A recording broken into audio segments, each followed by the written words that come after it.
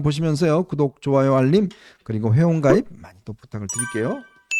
자, 장해찬이가 지난해 7월 달에 라디오에 출연해서 한동훈 전 대표가 법무부 장관을 할 때부터 여론 관리를 해주고 우호적인 온라인 여론을 조성하는 팀을 별도로 있었다.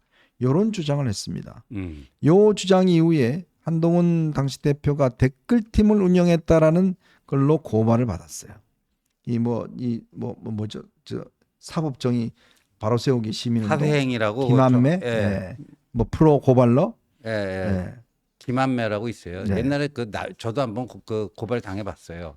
예. 근데 이게 언제냐면 작년 7월 이제 전당대회 때 그때 이제 김건희 여사 뭐 문자 익심 논란 뭐 하면서 김건희를 위해서 물밑에서 움직이는 김건희 댓글팀이 있는 거 아니냐 이런 의혹이 불거져 나왔잖아요. 그렇죠. 그러니까 장해찬이 여사님 결사옹위 뭐 이런 충성심을 맹목적 충성심을 가지고 물타기를 하겠다고 한동훈이 법무부 장관 시절에 댓글팀을 운영한 것 같다. 네. 이런 식으로 어디 라디오 프로그램에 나가고 허위 폭로를 한 거예요. 그러니까 저쪽에서 저 좌파들이 얼씨구 나고 물어버린 거죠. 조국이 한동훈이 그 한동훈 댓글팀 사실이라면 이건 법적 처벌 받아야 된다.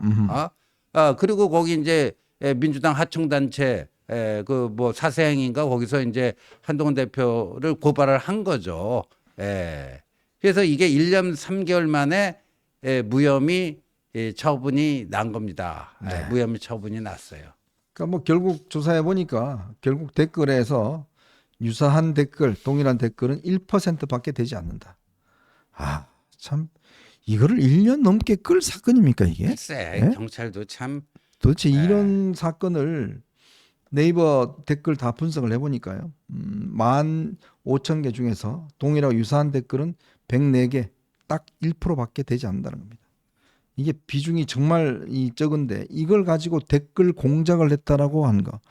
그러니까 저는 좀 이거 보면서 아니 이런 식으로 질러 놔놓고 아무런 결과도 없이 뭐 되면 이 지는 놈은 뭔가 책임을 져야 되는 거 아니에요? 책임을 져야죠. 예? 예. 아니 그러면 본인은 이렇게 해서 이쪽 그 당한 사람들은 변호사 쓰고 뭐하고 고생 직사게 하면서 결국 이게 무혐의 나면 이 1년 반 동안 뭐 이게 굉장히 신경 쓰이는 주제 아니겠습니까? 그러니까 장해찬이 같은 애들은 이제 뭐 방송에서도 부르지도 않잖아요. 요즘 뭐 다 퇴출됐죠. 다 퇴출되고 저거 왜 저런 식의 저 양아치 짓거리나 하고 있으니까 제대로 된 방송에서 그게 뭐 좌파 성향 미디어건 우파 성향 미디어건 장해찬이라는 인간을 부르려고 하겠어요. 아니죠. 근데 이거 뭐 그쪽 구구들이 저때 한동훈이 댓글팀 오면서 뭐 매크로 돌린 의혹도 있다. 뭐 별하별 뭐 터진 입이라고 별하별 저거를 다 내질렀어요. 네. 예.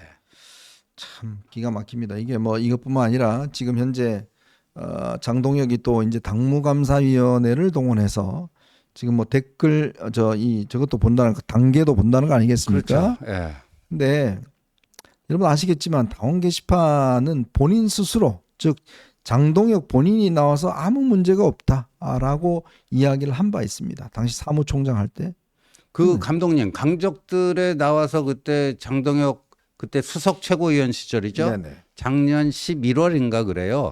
작년 11월에 강적들 나와서 한 거 제가 어저께인가 그 영상 올려놓은 거 있는데 네, 그거 좀 저번에 한번 준비해서. 제가 여러분한테 틀어드렸는데, 그러니까 장동혁이 결국 그 강적들 나와서 이거 조사해 보니까 아무 문제가 없고 문제가 없다. 근데요, 이거는 자칫하면 건드리면 이게 이제 표현의 자유에 대한 기본적인 문제뿐만 아니라 더군다나 사실관계도 맞지 않는 건데.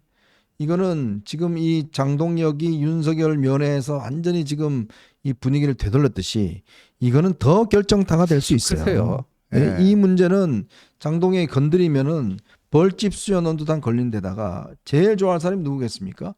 결국 민주당이 제일 좋아할 겁니다. 그렇죠. 그러니까 뭐 이제 당 대표니까 그 정도 뭐 이제 권한은 갖고 있으니까 그 뭐 장동혁 마음에 달린 건데. 근데 뭐 어떤 결과가 나오든 거기에 대한 책임은 장동혁에게 있다. 이런 상황을 여기까지 끌고 와서 당내 분열을 야기시키고 뭐 대여 전선을 흐트리게 하는 그 모든 책임은 장동혁에게 귀속될 것이다 이렇게 봐요. 감독님 그거 한번 들어볼까요? 다시 한번 네. 들어보죠. 예.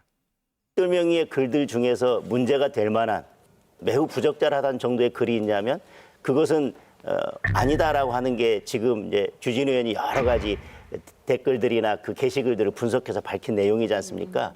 그래서 이건 법적으로 보면 사실은 가족들까지 끌어들일 문제는 아니지만 이것이 문제가 되게 된 것은 결국은 정치의 영역에서 문제가 된 거잖아요. 대표나 대표의 가족들이 같은 정부 여당으로서 대통령에 대해서 그런 공격을 할 수 있느냐라고 하는 정치적인 문제에서 발생하게 된 것이기 때문에 이 문제에 대해서 자꾸 법적으로 문제가 있느냐 없느냐 네.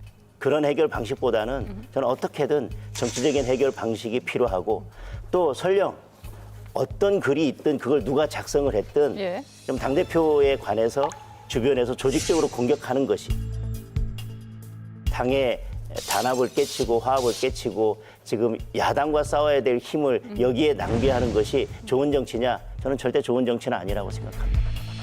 실제 고발과 관련해서 진실은 어떤 건가요? 제가 그때 최고위원회 참석을 못해서 그 이후에 그 고발을 준비하고 있는 주진우 의원한테 확인을 했거든요. 그건 사실과 다른 것 같고요. 아니, 당대표 사퇴하라는 글을 가지고 고발할 것 같으면 거기에 있는 분들 거의 다 고발당해야 되는데 그것은 아니고 지금 문제가 됐다고 하는 12개 정도인가요? 뭐 어쨌든 그 범위 내에서 어떻게 처리할지에 대해서 고민을 하고 있는 것 같고 뭐 이렇게 당대표를 사퇴하라라든지 뭐 당대표에서 충분히 할 수 있는 정도의 비판을 가지고 지금 고발한다고 하면 그것은 저희는 공당이 아니죠. 근데 네, 스스로 이제 공당이 아니란 걸 자처를 아마 할 것 같습니다. 하여튼 뭐 신경 쓸 필요는 없을 것 같습니다. 일단 한 대표는 이번 주인가요? 이번 주 중부터 2차 민심 경청 로드에 들어간다고 합니다.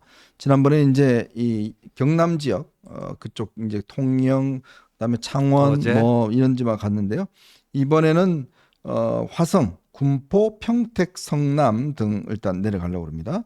화성, 군포, 평택, 성남 이쪽에서 민심 경청 로드를 계속 할 텐데 아무래도 이제 이번 지역이 토지거래 허약 그 지역이라든지 뭐 이런 문제라든지 또 하나는 지금 경기도가 사실은 이게 국민의힘이 거의 뭐 조직이 다 죽어버렸어요. 그렇죠. 그러니까 이런 부분에 대한 좀 더 어떤 이 민심을 좀 점검하는 뭐 그런 계기가 되지 않을까 싶습니다. 그 과거에 보면요, 경기 남부가 그 표밭이 국민의힘에 괜찮았거든요. 네, 좋았죠. 뭐 그때는. 안성, 평택, 네. 뭐 이런 쪽 괜찮았습니다. 그러니까 수원 밑에 화성까지는 좀 이렇게 썩 그렇게 그 조금 애매했는데 그 화성 밑으로 내려가면은 뭐 안성이다, 평택이다. 뭐 송탄이다 이런 데는 괜찮았어요. 네네. 정말. 그래서 거기서 뭐 유이동 의원도 평택에서 3선 하는 거고 김학영 의원도 그 어디에 안성에서 4선 했나요? 네네. 뭐 그렇고 그랬어요. 근데 거기까지 지금 완전히 민주당한테 싹 쓸려간 거 아닙니까? 예. 어쨌건 이번 경기도 민심 경청 이거는 아마 상당히 의미가 있을 것 같습니다. 지금 안 그래도 국민들의 지금 불만 이런 것들이 꽤 많이 지금 나오고 있는 상황에서 한 대표의 또 한 번의 이 민심 경청 로드 상당히 주목되는 것 같습니다. 자, 오늘 또 많은 분들께